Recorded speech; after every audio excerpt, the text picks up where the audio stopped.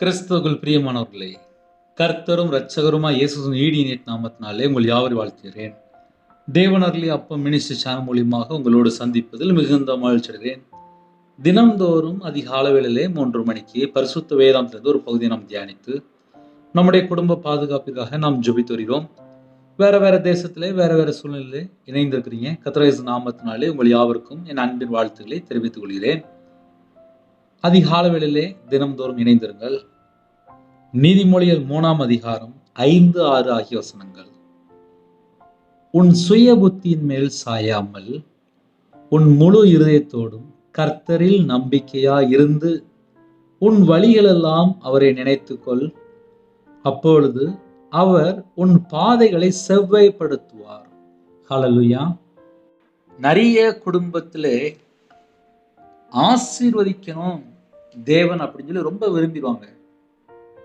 ஆனால் பிரச்சனை எங்க ஆரம்பிக்கு அப்படின்னு சொல்லி பார்க்கும்போது அந்த முதல் லைன் இருக்குல்ல, உன் சுய புத்தியின் மேல் சாயாமல். கர்த்தரை ஆசீர்வதிக்கன்னு சொல்லி ரொம்ப ஆசைப்படுவாங்க. ஆனா சுய புத்தியில சாஞ்சி கர்த்தரை விட்டு தள்ளி போயிடுவாங்க. என் வாழ்க்கையில நான் அப்படி தள்ளி போயிருக்கேன். நான் ஒரு வியாபாரியா இருந்து அதுக்கப்புறம் கடன்ல கஷ்டப்பட்டு அதுக்கப்புறம் முழு நேர ஊழியத்துக்கு வரேன். நான் வியாபாரத்துல இருக்கும்போது என்னோட நம்பிக்கை கர்த்தர் மேல இல்லை, ஒரு மனுஷன் மேல இருந்துச்சு. அந்த மனுஷன் சொல்றதுதான் கரெக்ட் நினைச்சேன். அந்த மனுஷன் விக்கிரத்து பணம் கேட்டா தூக்கி கொடுத்தேன், அந்த மனுஷன் மாந்திரித்து பணம் கேட்டா தூக்கி கொடுத்தேன். இதுக்கு பின்னாடி என்ன வேர்டு இருக்கு அப்படின்னா, சுய புத்தியில ஒரு மனுஷனை சார்ந்து என் வாழ்க்கையில நான் வம்பா போயிட்டேன். உன் சுய புத்தியின் மேல் சாயாமல். ஒரு மனுஷனுடைய வாழ்க்கையில சுய புத்தி அப்படின்னு சொல்லி ஒன்று இருக்கும்போது அந்த இடத்துக்குள்ளதான் பிரச்சனை ஆரம்பிக்கும். ஒரு மாசம் முழுவதும் வேலை பார்த்து கரெக்டா சம்பளம் வாங்குவாங்க. சம்பளம் வாங்கிட்டு வீட்டுக்கு போலான்னு சொல்லி நினைப்பாங்க. வீட்டுல மனைவி இருப்பாங்க, பிள்ளைகள் இருப்பாங்க. சாயங்காலம் சம்பளம் வாங்கின உடனே கூட இருக்கிற ஒரு நல்ல ஒரு பெஸ்ட் ஃப்ரெண்டு, கூட இருக்கிற ஒரு நல்ல நபரா இருப்பாரு. வாடே அப்படியே அந்த ஒயின் ஷாப் கடைக்கு போயிட்டு வரோம், அப்படியே லைட்டா தண்ணி அடிச்சுட்டு வரோம் அப்படிம்பாங்க. அந்த ஒரு வேர்டு எப்படியோ உள்ள போய் அந்த சுய புத்திக்குள்ள சிக்கி அவங்க வண்டி நேரம் எங்க நிற்கும்னா ஒயின் ஷாப்ல நிற்கும். மனைவி வீட்டுல எதிர்பார்த்துட்டு இருப்பாங்க, என் கணவர் சம்பளம் கொண்டு வருவாரு, பிள்ளைகளுக்கு எல்லாம் வாங்கி கொடுக்கலாம், இந்த மாசத்துல கொஞ்சம் கடன் அடைச்சிடலாம் அப்படின்னு சொல்லி நிறைய யோசிச்சுட்டு இருப்பாங்க. ஆனா பணம் எங்க போயிரும் சில நேரத்துல அப்படின்னா, அது நேரா அந்த சுய புத்தினால சாஞ்சதுனால நேரா அந்த கடைக்கு போயிரும். சில குடும்பத்திலே ஆல்ரெடியே சுய புத்தியில சாஞ்சி நிறைய தவறான வழியில இருப்பாங்க, அதுல பணம் போயிரும். ஒரு மனுஷன் சுய புத்தியில இருந்துட்டான் அப்படின்னா அவங்களால வெளியில வர முடியாது. இதை ஏன் கொஞ்சம் ஆழமா சொல்ல வேண்டியிருக்கு அப்படின்னா, ஒரு மனுஷன் எது கரெக்ட் எது தப்புன்னு சொல்லி அறிந்து கொண்டு செய்தால் மட்டும்தான் அந்த குடும்பம் தான் ஆசீர்வதிக்கப்படும். சில குடும்பத்துல ஜெபகுரி வரும்போது சொல்லுவாங்க, நான் அவங்கள நம்பி ஒரு 2 பவுன் நகையை கொடுத்துட்டேன், அவங்கள நம்பி ஒரு 5 பவுன் நகையை கொடுத்துட்டேன், அவங்கள நம்பி ஒரு 1 லட்ச ரூபா கொடுத்துட்டேன், அவங்கள நம்பி பல லட்ச ரூபா நான் கொடுத்துட்டேன், அவங்கள நம்பி நான் கையெழுத்து போட்டேன், அவங்கள நம்பி நான் இதை செஞ்சுட்டேன், அவங்கள நம்பி ஒரு வேலைக்காக நான் இத்தனை லட்ச ரூபா பணம் கொடுத்துட்டேன், அவங்கள நம்பி நான் வெளிநாட்டுக்கு போறதுக்காக நான் இவ்வளவு ரூபா பணம் கொடுத்துட்டேன். சுய புத்தியின் மேல் சாயாமல் அப்படின்னா என்ன அர்த்தம் அப்படின்னா, நம்ம ஒரு காரியத்தை செய்யறதுக்கு முன்னக்கூட்டியோ வீட்டுல மனைவிட்டையோ வீட்டுல அம்மா அப்பாட்டையோ இன்னுமாக பெரியவங்கள்ட்டையோ யார்கிட்டயோ ஒரு கேட்ட ஐடியா கேட்டுக்கணும். நான் சுய புத்தியில செய்யறேனா இல்ல தேவனோட சமூகத்துல நான் காத்திருந்து அவர்கிட்ட நான் விசாரித்து செய்யறேனா அப்படின்னு சொல்லி நம்ம கொஞ்சம் பார்க்கணும்.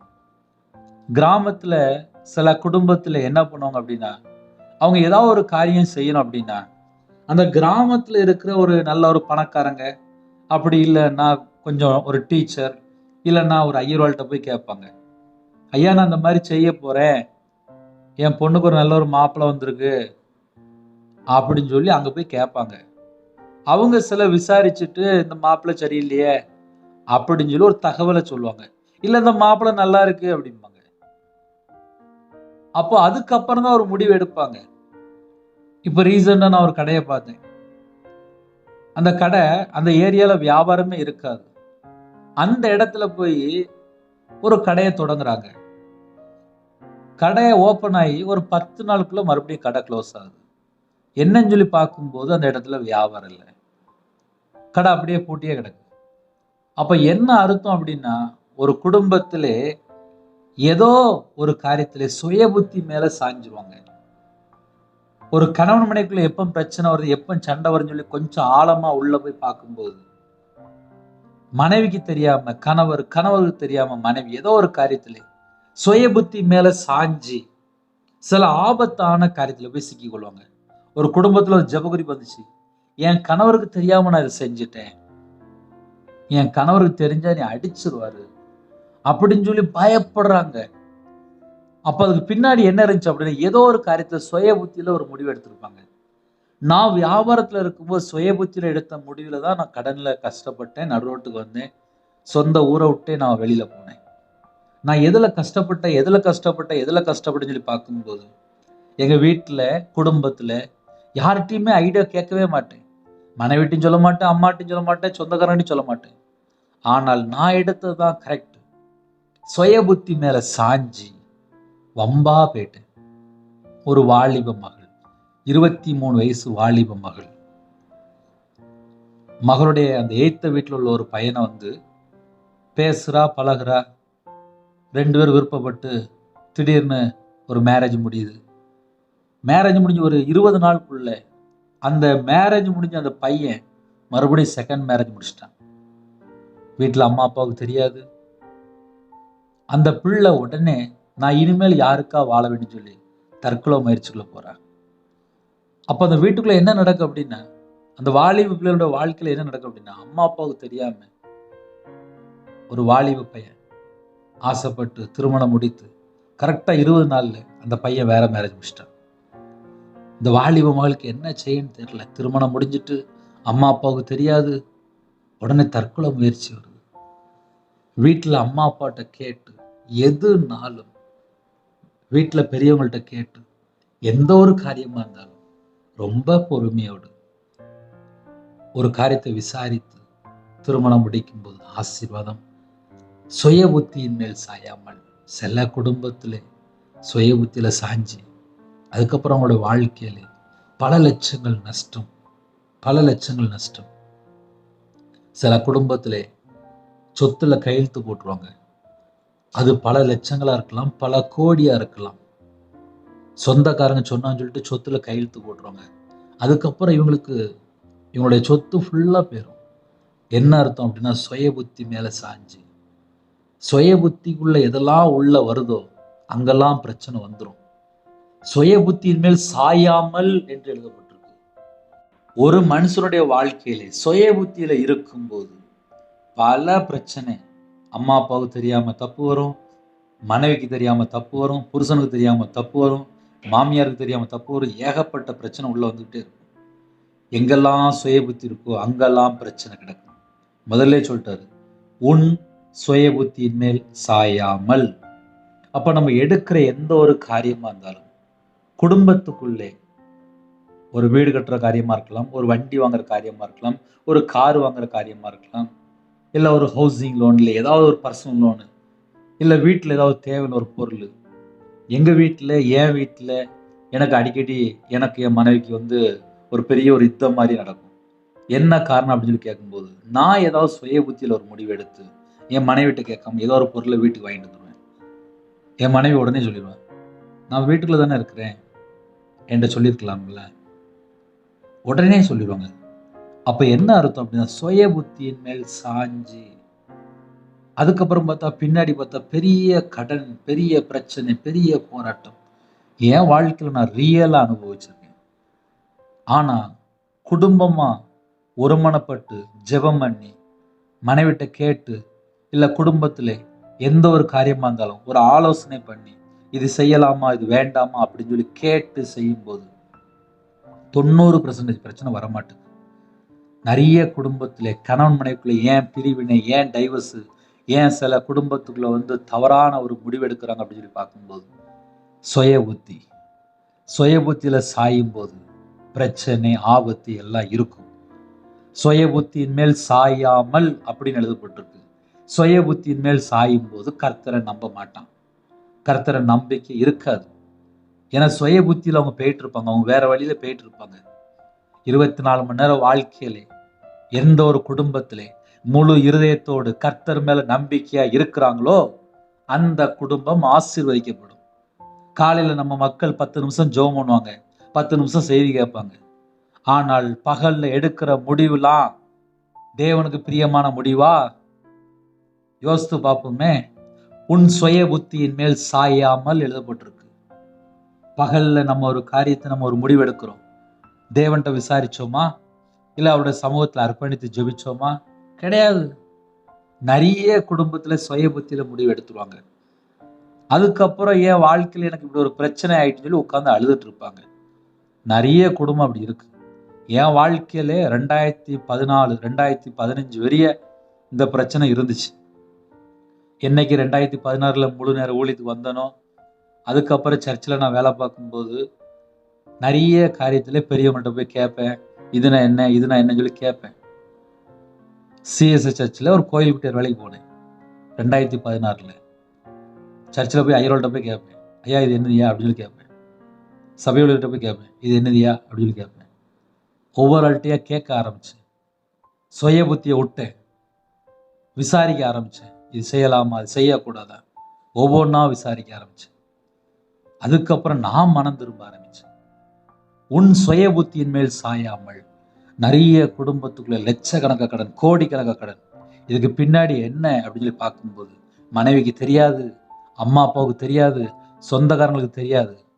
ஆனால் கூட இருக்கிற ரகசியமான ஒரு ஃப்ரெண்டா இருப்பாங்க, ரகசியமான ஒரு நபர் இருப்பாங்க. அவங்க மூலியமா தான் இவ்வளவு பிரச்சனை வரும். சுய புத்தி லாஸ்ட் எங்க போய் நிற்கும் அப்படின்னா, யாரோ ஒரு நபர்கிட்ட, ஒரே ஒரு ஃப்ரெண்டுகிட்ட பழகி அதுக்கப்புறம் இவங்களோட வாழ்க்கையை தொலைச்சிருவாங்க. அதுக்கப்புறம் கண்ணீர் வாழ்க்கையா இருக்கும். அப்படி நிறைய குடும்பத்தை லிஸ்ட் போட்டு சொல்ல முடியும். என் வாழ்க்கையில ஒரே ஒரு நபர் பழகினா அவ்வளவுதான். அது 1 வருஷம் இல்லை, 2 வருஷம் இல்லை, கிட்டத்தட்ட ஒரு 15 வருஷம். மெதுவா ஒரு 8 வருஷம் கழிச்சு மாந்திரியம் பண்ணி அதனால எனக்கு ஒரு 50-55 லட்ச ரூபா நஷ்டம். ஒரு வாலிப மகள் வேலை பார்க்குற இடத்துல டெய்லி சாக்லேட் கொடுத்துட்டே இருப்பாங்களாம். அந்த வாலிப மகளுடைய வாழ்க்கையில கண்ணீரா மாறிட்டு என்னன்னு சொல்லி கேட்கும்போது சாக்லேட்ல கொடுக்கும்போது மாந்திரியம் பண்ணிட்டாங்க. தெரியாது, அந்த வாலிப மகளுக்கு தெரியாது. அந்த வாலிப மகள் வாழ்க்கை கண்ணீரா மாறிட்டு. சில குடும்பத்திலே பாடுகள் ஏன் அப்படின்னு சொல்லி பார்க்கும்போது யாரோ ஒரு நபரை நம்பி, என் வாழ்க்கையில நான் ஒரே ஒரு நபரை நம்பினேன், நல்லா அழகா வசமா மாந்திரியம் பண்ணாங்க, அவ்வளவுதான். ஏன்னா நான் கையில பைபிள் எடுத்து வாசிக்க மாட்டேன். நான் சர்ச்சில் போய் ஞாயிற்றுக்கிழமை ஒரு 1/2 மணி நேரம் உட்காந்துருப்பேன், அவ்வளவுதான். மனம் திரும்பினா என்னன்னு தெரியாது, வசனத்துக்கு கீழ்படினா என்னன்னு தெரியாது, உண்மையா வாழணும் என்னன்னு தெரியாது, பரிசுத்தமா வாழணும் என்னன்னு தெரியாது, நீதியை பின்பற்றணும் என்னன்னு தெரியாது, அவருடைய கற்பனைனா என்னன்னு தெரியாது. இப்படிலாம் இஷ்டம் போல வாழ்ந்தாச்சு. சுய புத்தியில வாழ்ந்துட்டேன். ஒரு மனுஷனுடைய வாழ்க்கையிலே கிறிஸ்டியன் சொல்லி நம்ம சொல்லிடலாம், நம்ம வேதக்காரன்னு சொல்லிடலாம், சர்ச்சில் போய் தான் நான் கல்யாணம் முடிச்சேன்னு சொல்லிடலாம். ஆனா கையில பைபிள் எடுத்து வாசிக்கிறாங்களா? இன்னைக்கு நிறைய குடும்பத்துல கையில பைபிள் எடுத்து வாசிக்கல. வேதனையான காரியம். நான் அழகா சொல்லுவேன். ஏன்னா என் வாழ்க்கையில 2015 வரைய பைபிள் வாசிக்காம வம்பா போயிட்டேன். சுய புத்தியில வம்பா போயிட்டேன். இந்த செய்தி யாரெல்லாம் காலில் கேட்குறீங்களோ முதல்ல கையில பைபிள் எடுத்து வாசிக்க பாருங்க. எந்தெந்த மனுஷனை நம்புறோம்னு சொல்லி கொஞ்சம் யோசித்து பாருங்க. சுய புத்தியில போயிட்டு இருக்கிறோமா, இஷ்டம் போல போயிட்டு இருக்கிறோமா? சுய புத்தியின் மேல் சாயாமல், சுய புத்தியில சாஞ்சா ஆபத்து, கடன் பிரச்சனை, போராட்டம் எல்லாம் உள்ள கிடக்கும். ஏன் நிறைய குடும்பத்துல கடன்லாம் உள்ள வந்துருது அப்படின்னா, மேக்சிமம் நிறைய காரியத்திலே குடும்பமா உட்காந்து ஒரு தீர்மானம் எடுத்துக்க மாட்டாங்க. சில குடும்பத்துல ஹாஸ்பிட்டல் செலவுக்காக கடன் வாங்கியிருப்பாங்க, பிள்ளைகளுடைய படிப்புக்காக கடன் வாங்கியிருப்பாங்க. ஆனா முடிஞ்ச அளவுக்கு சுய புத்தி மேல சாஞ்சுதான் நிறைய குடும்பத்துல கடல்ல கஷ்டப்படுவாங்க. ஒரு குடும்பத்துல 7 லோன், 8 லோன், 5 லோன், 6 லோன்லாம் இருக்கு. அதுக்கு பின்னாடி என்னன்னு சொல்லி பார்க்கும்போது, வரக்கூடிய எவ்வளவு சம்பளமோ அவ்வளவும் லோன் வாங்கிக்கிட்டே இருப்பாங்க. ஃபர்ஸ்ட் வீக்ல சம்பளம் வீட்டுக்கு வரவே வராது. அப்ப என்ன அர்த்தம் அப்படின்னா, சுய புத்தி மேல சாஞ்சி யாரோ ஒரு மனுஷன் மேல அந்த சத்தத்தை கேட்டு நிறைய கடன் வாங்கி நிறைய பிரச்சனைகளை மாட்டிருப்பாங்க. இந்த செய்தி கேட்கும்போது சற்று வித்தியாசமா இருக்கும். ஏன்னா என் வாழ்க்கையில நான் அனுபவிச்சிருக்கேன், நான் சொல்லிட்டு இருக்கேன். உன் சுய புத்தியின் மேல் சாயாமல். எங்கெல்லாம் சுய புத்தி இருக்கோ அங்கெல்லாம் பின்னாடி கொஞ்சம் பிரச்சனை கொஞ்சம் இருக்கும். அப்போ வேத வசனம் என்ன எழுதப்பட்டிருக்கு அப்படின்னா, சுய புத்தி மேல சாயாதப்பா, நீயா ஏதாவது ஒரு முடிவு எடுக்காத, உன் முழு இதயத்தோட கர்த்தரிடத்துல நம்பிக்கையா இரு அப்படிங்கிற. சில குடும்பத்துல கர்த்தர் மேல நம்பிக்கையா இருக்கேன்னு சொல்லிட்டு மறுபடியும் சுய புத்தியில போய் தான் வாழ்ந்துட்டு இருப்பாங்க. ஞாயிற்றுக்கிழமை பார்த்தா நான் கர்த்தர் தான் நம்புவேன் அப்படின்னு சொல்லிடுவாங்க. ஆனா திங்கக்கிழமை பார்த்தா அவங்க எடுக்கிற முடிவு எடுத்து தான் இருப்பாங்க. ஏன்னா என் வாழ்க்கையில நான் அப்படி முடிவு எடுத்திருக்கேன். ஞாயிற்றுக்கிழமை சர்ச்சுக்கு போயிடுவோம், திங்கக்கிழமை நமக்கு பணம் தேவைப்படும், உடனே என்ன செய்வோம், சுய புத்தி மேல போயிடுவோம். அப்போ ஒரு குடும்பத்துல எது பிரச்சனை ஆரம்பிக்கும் அப்படின்னா, உன் சுய புத்தியின் மேல் சாயாமல். சுய புத்தி மேல சாயும் போதுதான் நிறைய பிரச்சனை, நிறைய போராட்டம், நிறைய குழப்பத்துல சிக்கிறார். உன் முழு இருதயத்தோடும் கர்த்தரில் நம்பிக்கையா இருந்து. கர்த்தரில் நம்பிக்கையா இருந்தால் கர்த்தர் பார்த்து கொள்வார்.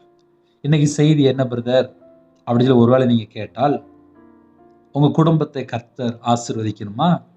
நீங்க கர்த்தர் மேல நம்பிக்கையா இருந்தால் வேதம் சொல்கிறது, கர்த்தரை நம்புகிறவனும் செழிப்பான்.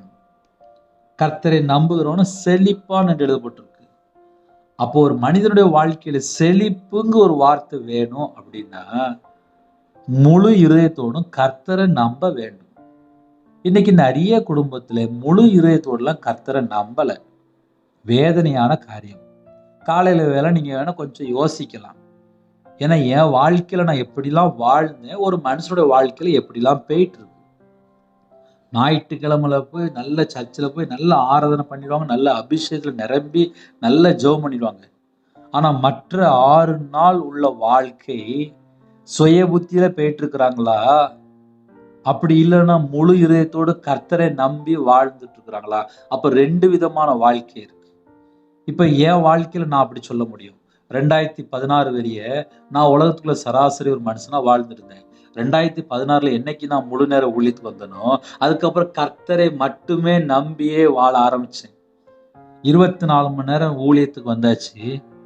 என் வாழ்க்கையில எனக்கு என்ன நடக்குன்னு எனக்கு தெரியாது. ஆனா கர்த்தரை மட்டுமே நம்பி இருந்தேன்.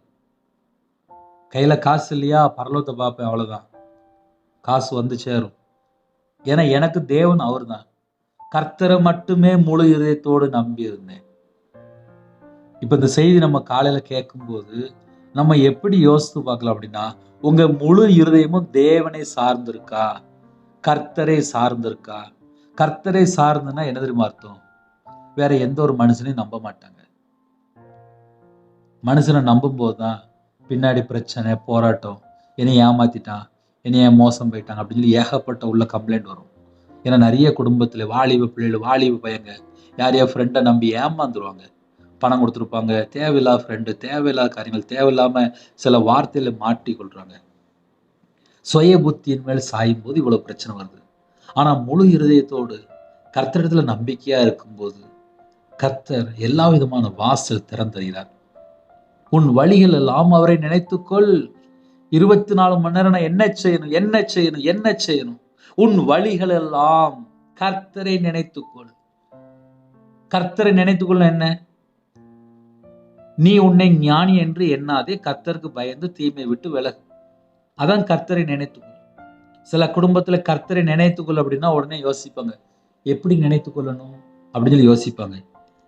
நீ உன்னை ஞானி என்று எண்ணாதே, கர்த்தருக்கு பயந்து தீமை விட்டு விலகு. கர்த்தருக்கு ஒரு மனுஷன் பயந்து வாழ்ந்தால் தீமை விட்டு விலகி வாழ்ந்துட்டு இருப்பான். அப்போ உன் வழிகளெல்லாம் அவரை நினைத்துக்கொள் அப்படின்னா, நான் போற வழி சரியான வழியா, இந்த வழியில தீமையான காரியம் இருக்கா, கர்த்தருக்கு பிரியமில்லாம ஏதோ ஒரு காரியம் இருக்கான்னு சொல்லி யோசிப்பாங்க. நான் ரட்சிக்கப்பட்டதுக்கு அப்புறம் என் கூட பரிசுத்த ஆவியானவர் பேசும்போது என் சிந்தனையில, என் கண்ணுல, என் இதயத்துக்குள்ளே எதெல்லாம் இருக்குன்னு சொல்லி ஆவியான அழகா பேசிட்டே இருப்பார். நான் என்ன யோசிக்கிறேன், என் இதயத்துக்குள்ள என்ன இருக்கு, என் இதயத்துக்குள்ள நினைவுல என்ன இருக்கு, நம்ம கூட ஆவியானவர் பேசுவார். ஒவ்வொரு நிமிஷமும் பேசுவார். அப்ப ஆவிக்குரிய வாழ்க்கையில ஒரு மனுஷன் வளரணுமா, கர்த்தருக்கு பயந்து தீமையை விட்டு விலகி, அதுக்கப்புறம் அந்த குடும்பம் ஆட்டோமேட்டிக்கா தேவனே ஆசீர்வதிச்சிருவார். சந்தேகமே வேண்டாம். ஒரு மனுஷன் முழு இதயத்தோடு கர்த்தர் மேல நம்பிக்கையை வச்சாச்சு அப்படின்னா அது முதல் பாயிண்ட். 2வது பாயிண்ட் என்னன்னா, உன் வழிகள் எல்லாம் கர்த்தரை நினைத்துக்கொள். என் வழி ஃபுல்லா கர்த்தரை நான் நினைக்கணும் அப்படின்னா நான் முதல்ல கர்த்தருக்கு பயந்திருக்கணும். நான் கர்த்தருக்கு பயப்படணும் அப்படின்னா, நீ உன்னை ஞானி என்று எண்ணாதே அப்படின்னு சொல்லி போட்டிருக்கு. எனக்கு எல்லாமே தெரியும் அப்படின்னு சொல்லி நான் நினைக்க கூடாது. எனக்கு ஒண்ணுமே தெரியாதுப்பா, எல்லாமே நீங்க தான்ப்பா அப்படின்னு சொல்லி கர்த்தருடைய சமூகத்திலே தாழ்த்தணும். நீ உன்னை ஞானி என்று எண்ணாதே. ஞானி மாதிரி நினைச்சாச்சு அப்படின்னாலே எல்லாம் ஃபெயிலியர் மாடல் ஆயிரும். எனக்கு ஒண்ணுமே தெரியாதுப்பா, எல்லாமே நீங்க தான்ப்பா. அந்த எண்ணங்களுக்குள்ளே நம்ம வரணும். நீ உன்னை ஞானி என்று எண்ணாதே, கர்த்தருக்கு பயந்து தீமையை விட்டு விலகு. முடிஞ்சிட்டு. அடுத்தாப்புல, அப்பொழுது அவர் உன் பாதைகளை செவ்வைப்படுத்துவார். எப்பொழுது? உன் வழிகள் எல்லாம் அவரை நினைத்து கொள்ளும் போது, கர்த்தருக்கு பயந்து தீமை விட்டு விலகி கர்த்தரை நினைத்து கொள்ளும் போது, அப்பொழுது அவர் உன் பாதைகளை செவ்வைப்படுத்துவார். ஹல்லேலூயா. அப்பொழுது அவர் உன் பாதைகளை, உன் வழிகள் எல்லாம் செவ்வைப்படுத்துவார். நம்ம குடும்பம் ஆசீர்வாதமாக இருக்க வேண்டும் என்றால், இன்னைக்கு உள்ள மெசேஜ் கொஞ்சம் சற்று வித்தியாசமா இருந்தாலும் இதுதான் உண்மை. சுய புத்தி மேல ஒரு மனுஷன் சாஞ்சு வாழும்போது அவங்க கர்த்தரை நம்ப மாட்டாங்க. அதே நேரத்துல சுய புத்தி வேண்டாம், சுய புத்தியில நான் சாயக்கூடாது, முழு இதயத்தோடும் நான் கர்த்தர் மேல நம்பிக்கையா இருக்கணும்னு சொல்லி ஒரு குடும்பம் முடிவு எடுத்துட்டு அப்படின்னா அந்த குடும்பம் ஆசீர்வதிக்கப்படும். உன் வழிகள் எல்லாம் கர்த்தருக்கு பயந்து தீமை விட்டு விலகி கர்த்தரை நினைத்து கொள்ளும் போது கர்த்தர் உன் பாதைகள் எல்லாம் செவ்வைப்படுத்தி ஆசீர்வதிப்பார். அப்போ அதிகாலையில நம்ம எப்படி யோசித்து பார்க்கலாம் அப்படின்னா, சுய புத்தி மேல நான் சாயிறேனா, என் முழு இருதயமும் கர்த்தரை நம்பிதான் இருக்கா, அப்படி இல்லாம வழிகள் எல்லாம் நான் கர்த்தரை நினைத்து கொள்றேனா, என் வாழ்க்கை கரெக்டா தான் போயிட்டு இருக்கா, என் வாழ்க்கையில ஏதாவது கர்த்தருக்கு தள்ளி போற மாதிரி ஏதாவது காரியம் இருக்கா, இப்படிலாம் நம்ம யோசித்து பார்க்கலாம். ஏன்னா சில குடும்பத்திலே கர்த்தரை குறித்து பயம் இல்லை, தீமையை விட்டு விலகாம இஷ்டம் போல வாழ்ந்துட்டு இருப்பாங்க. அதனாலதான் பிரச்சனை.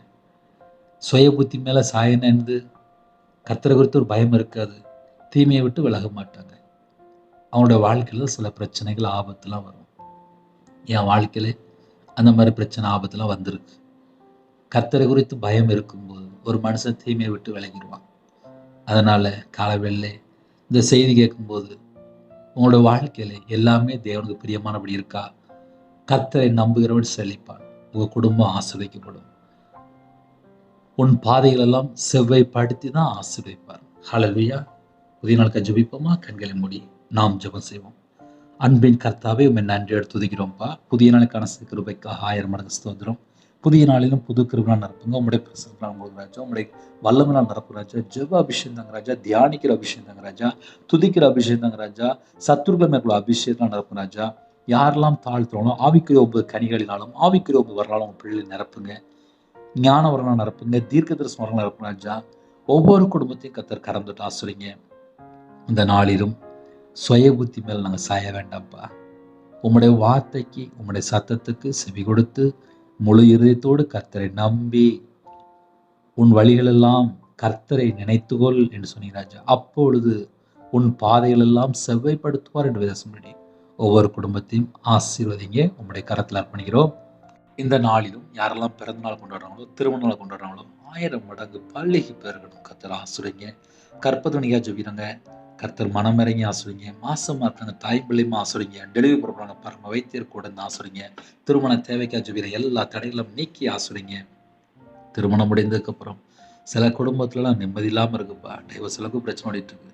அந்த குடும்பத்தை கர்த்தர் மாற்றி மறுபடியும் இணைத்து வாழ கர்த்தர் உதவி செய்யுங்க. உங்களுடைய கரத்தில் அர்ப்பணிக்கிறோம்.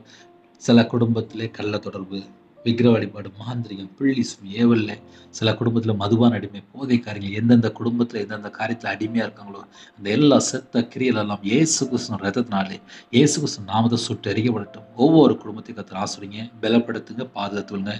கர்த்தருடைய கரம் ஒவ்வொரு குடும்பத்தோட இருக்கட்டும். கையின் கீழ் ஆசீர்வதிங்க, அப்பத்தின் தண்ணீர் ஆசீர்வதிங்க, சிரசு மேல் ஆசீர்வதிங்க, சகலவிதமான வாசல் திறந்து பலகைகளை திறந்து கர்த்தர் ஆசீர்வதிங்க, இடங்கொள்ளாமல் போக மட்டும் ஆசீர்வதிங்க. ஒவ்வொரு குடும்பத்தையும் திருப்தியாக ஆசீர்வதிங்க.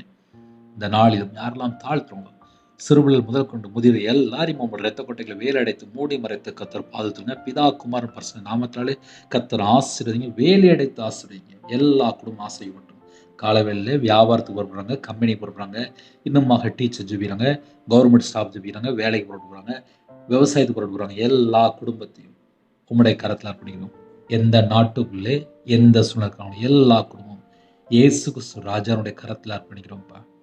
டிரைவிங் லைனில் போகிறாங்க, காலை வேளையில் நிறைய குடும்பத்தில் பஸ்ஸில் போகிறாங்க, காரில் போகிறாங்க, ட்ராவலில் இருக்காங்க. எல்லா குடும்பத்துக்கும் சகல விதமான பாதுகாப்பு, எல்லா நாச மோசங்களுக்கு விலக்கி உங்கள் பிள்ளைகளுக்கு பாதுகாத்து கொள்ளுங்க. என்னுடைய அவைகளெல்லாம் உங்களுடைய கரத்தில் அர்ப்பணிக்கிறோம். கர்த்தர் வேலையடைத்து மூடி மறைத்து பாதுகாத்துள்ளுங்க. இந்த நாளின் எல்லா குடும்பத்தையும் உங்களுடைய கரத்தில் அர்ப்பணிக்கும். கர்த்தர் கூட ஆசிரியங்க. காலவேளையிலே நிறைய குடும்பத்தில் கடன் பிரச்சனை, உபத்திரங்கள், பாடுகள், சஞ்சலம், வருத்தம் எல்லாவற்றையும் நீக்கி சகல தடைகளை நீக்கி செழிப்பை கட்டிடுங்க, ஆசீர்வாதத்தை கட்டிடுங்க, சம்பூர்ணமா திருப்தியாக ஆசிரிங்க. காலவேளையில பலவீனத்தோடு படுத்த படுக்கையில ஹாஸ்பிட்டல்ல எந்த குடும்பத்துல வியாதியோடு ஜெபிக்கிறாலும் எல்லாவற்றையும் நீக்கி கர்த்தர் பூர்ண சுகம் தர வேண்டும். உம்முடைய தழும்புள்ள கரத்தினால தொட்டு சுகமாக்கி தர வேண்டும். இயேசு கிறிஸ்து ரத்தத்தினாலே இப்பொழுதும் அப்பா உம்முடைய பிள்ளைகளுடைய வாழ்க்கையில் இருக்கிற எல்லா சரீரத்தை பலவீனப்படுத்த எல்லா அந்தகார கிரியை சுட்டு எரிக்கப்படட்டும். ஒவ்வொரு குடும்பத்துக்கு விரோதமாக கிரியை எல்லா பொல்லா சத்துரு கிரியல் எல்லாம் சுட்டு எரிக்கப்பட்டாச்சு. ஒவ்வொரு குடும்பத்துக்கும் எல்லா பலவீனத்திலும் நீக்கி பரிபூர்ணமா சுகமாக்கித்தாங்க. உம்முடைய தழும்புள்ள கரத்தினால தொட்டு சுகமாக்கித்தாங்க. தேவனாரிலே அப்போ மினிஷால உங்களுடைய கரத்தில் அர்ப்பணிக்கிறோம். வேற வேற நாட்டுக்குள்ளே அப்போ பொருத்தனையோடு இரவு மூலமா ஜெபிக்கிறாங்க. கர்த்தருடைய கரம் பிள்ளைகளோடு கூட இருக்கட்டும். சில குடும்பத்திலே இரவு மூலமா தாழ்த்தி ஜெபிக்கிறாங்க. எல்லா குடும்பத்தையும் கர்த்தர் கூட ஆசீர்வதிங்க. இந்த நாளிலும் உமக்கு பிரியமானபடி வாழ என்னோட ஆவி, ஆத்துமா, சரீரம், சிந்தனை, நினைவு எல்லாவற்றையும் அர்ப்பணிக்கிறோம். பிதாவுக்கு பிரியமானபடி உமக்கு அப்பா பிரியமானபடி உண்மையா அப்பா பரிசுத்தமா நீதியை பின்பற்றுற பிள்ளைகள் நாங்கள் வாழணும். கிருபை செய்யுங்க, கிருபை செய்யுங்க, கிருபை செய்யுங்க. ஜெப அபிஷேகம் தாங்க ராஜா.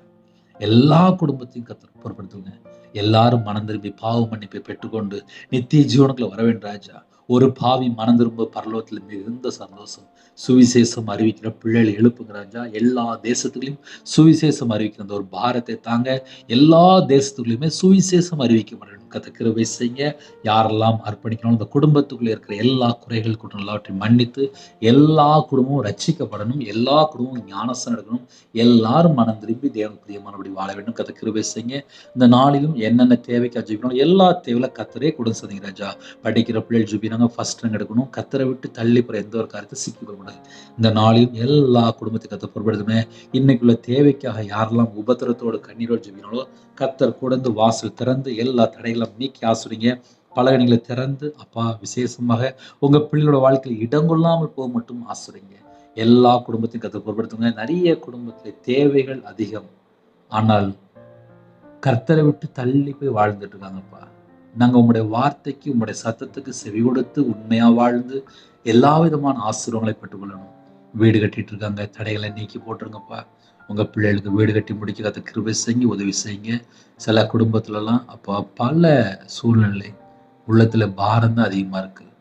ஞானஸ்தானம் எடுக்கணும், குடும்பமா ரட்சி முடிஞ்சது ஆசைப்படுறாங்க, ஆனால் வீட்டுக்குள்ளே சமாதானம் இல்லை. எல்லா தடையெல்லாம் நீக்கி ஞானஸ்தானம் எடுத்து ஆலயத்துக்குள்ள நாட்டப்பட்ட பிள்ளைகளா மாறணும். கர்த்தர் கிருபை செய்யுங்க. உங்களுடைய கரத்தில் அர்ப்பணிக்கிறோம். உமக்கு பிரியமானபடி வாழ என்னுடைய ஆவி, ஆத்துமா, சரீரம், சிந்தனை, நினைவு எல்லாவற்றையும் அர்ப்பணிக்கிறோம். கர்த்தர் பொறுப்படுத்துங்க. உம்முடைய ஜீவனுக்களை தாழ்த்தி விடுது துதி கன மகிமை எல்லாம் ஒருவருக்கு செலுத்திடும். இயேசு கிறிஸ்து பிதாவே ஆமென். தேவனுக்கே மகிமுண்டாவதாக. கர்த்தர் தாமே உங்களை உங்கள் குடும்பத்தில் சகல காரியத்தையும் சம்பூர்ணமாக திருப்தியாக கர்த்தர் கூட ஆசீர்வதிப்பாராக. ஆமென். கர்த்தராகிய இயேசு கிருபையும் பிதாவாகிய தேவனுடைய அன்பும் பரிசுத்தருடைய ஐக்கியமும் இப்பொழுதும் எப்பொழுது சதா காலங்களிலும் நம்மளோடு கொடுப்பதாக. ஆமென். கிறிஸ்துவுக்குள் பிரியமானவர்களே, என்னுடைய ஊழியர்களுக்காக தொடர்ந்து ஜெபித்துக் கொள்ளுங்கள். கர்த்தர் உங்களையும் உங்கள் குடும்பத்தின் சகல காரியத்தையும் சம்பூர்ணமாக திருப்தியாக கர்த்தர் கொடுத்து ஆசீர்வதிப்பாராக. ஆமென். கர்த்தராகிய இயேசு கிருபையும் பிதாவாகிய தேவனுடைய அன்பும் பரிசுத்தருடைய ஐக்கியமும் இப்பொழுதும் எப்பொழுது சதா காலங்களிலும் நம்மளோடு கொடுப்பதாக. ஆமென். God bless you.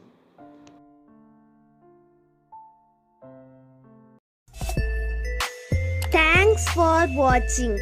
Please subscribe our channel. Click the like and share. Click the bell. God bless you.